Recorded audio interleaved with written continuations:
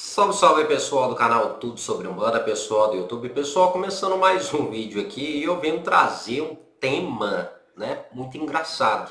Mas é claro que é um tema polêmico também, porque muitas pessoas, muitos pais, mães de santo, babás, né, muitos sacerdotes aí não sabem explicar ao certo, né, o porquê desse ocorrido, né? Até então a gente colocou bem no título aí, né, sobre o porquê existem Exus, né, que vêm rastejando, né, rastejando no chão, parecendo uma serpente, uma cobra ou uma largatixa, né, de um modo engraçado. Mas não só isso, existem várias questões que a gente pode discutir dentro desse assunto. Então, antes de mais nada, já curta esse vídeo, já ajude a compartilhar antes que eu fale uma coisa aqui que você não goste. E eu tenho certeza que vai ter alguns médios que não vão concordar, não vão gostar e, é claro, vão discordar e provavelmente vai ter até alguns médios aí que vão acabar deixando de acompanhar o canal. Mas, para ser bem sincero para vocês, a verdade deve ser dita. Então, bora pro vídeo.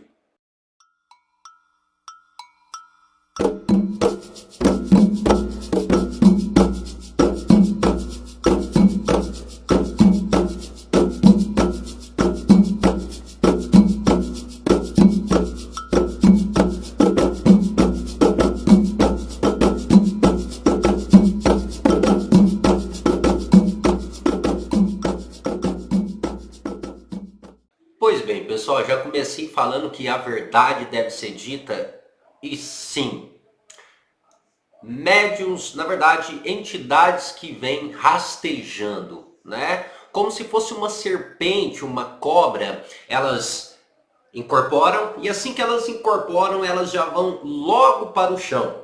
E não é simplesmente o ato de deitar ao chão ou simplesmente o ato de reverenciar. Não. Essas entidades, elas se comportam realmente como se fossem um tipo de serpente, como se fossem um tipo de animal. E elas começam a ficar meio que rastejando, como se quisesse andar, só que deitadas. E como eu falei para vocês, a verdade deve ser dita. Isso não é entidade. Infelizmente, isso é médium.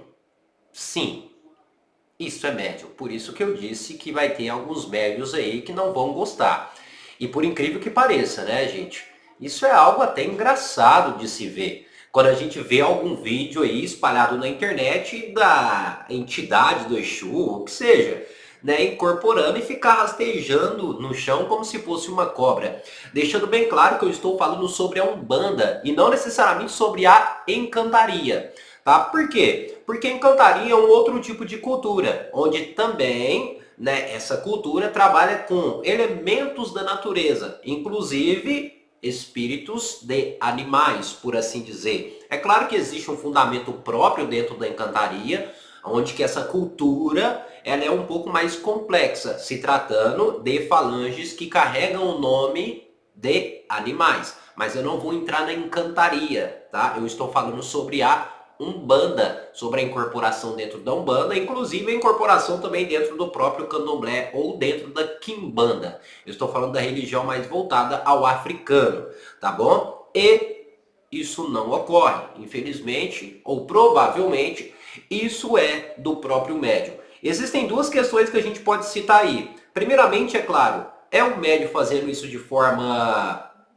inconsciente, tá? Às vezes, com medo de não parecer ser verídico, ou com a insegurança da parte do próprio médium, ou o próprio subconsciente do médium, né, criando um certo estereótipo em cima de uma determinada entidade, o médium, na manifestação ali daquela mesma entidade, irá se manifestar dessa forma. Sendo assim, o médium tem que trabalhar, sim, o seu mental e o seu psicológico antes de incorporar uma entidade nesse sentido ou relacionada a uma falange dessas. A outra questão é claro que isso é o próprio ego, a própria vaidade do médium. No caso, o exibicionismo, por assim dizer, falando de uma forma um pouco mais clara e mais objetiva. No caso, seria o exibicionismo do próprio médium, tá? Deixando bem claro que isso não tem fundamento. Não existe um fundamento próprio em cima dessa manifestação. Ah, você pode até me explicar, você pode até falar que existe sim um fundamento para que quando a entidade se arrasta no chão ou ela vem como uma serpente. Ah, tem fundamento sim. Sabe qual que é o fundamento? É porque ela carrega essa falange, é porque ela carrega esse nome de Exu Serpente ou de Exu Cobra, então ela vem rastejando porque é fundamento da sua falange. Tá, então eu vou explicar uma coisa também para vocês e eu quero que vocês compreendam, já que é um fundamento, eu quero que vocês me expliquem também onde que entra o fundamento aqui. Exu Morcego. Quando Exu Morcego se manifesta, ele voa? Ou melhor ainda, né? Ele fica de cabeça para baixo? Ah, se faz parte do fundamento, então o Exu Morcego quando chega ou quando incorpora, ele deveria ficar de cabeça para baixo, porque não é assim que os morcegos ficam, ou até mesmo voar, por assim dizer. Digo mais ainda, nós temos aí, né, o Exu Coruja. Então quando o Exu Coruja incorpora, ele deveria ficar gru, gru e rodar sua cabeça 360 graus, porque uma coruja faz isso. E é uma das características principais de uma coruja é rodar a cabeça 360 graus, né? E um médium, quando incorpora o Exu Coruja, ele faz isso? Claro que não, porque isso faz parte do animal e não tem nada a ver com a entidade. O que muitas pessoas não compreendem e acabam meio que se enganando muito e deixando a vaidade, o ego e até mesmo o próprio subconsciente, como eu falei para vocês, passar muito na frente no momento da incorporação, é que falanges ou nomes de entidade, muitas das vezes, são formas representativas, né, de se apresentar uma entidade. Vamos dar um velho exemplo. Cada falange ela vai conter um significado próprio, individual e particular de cada entidade.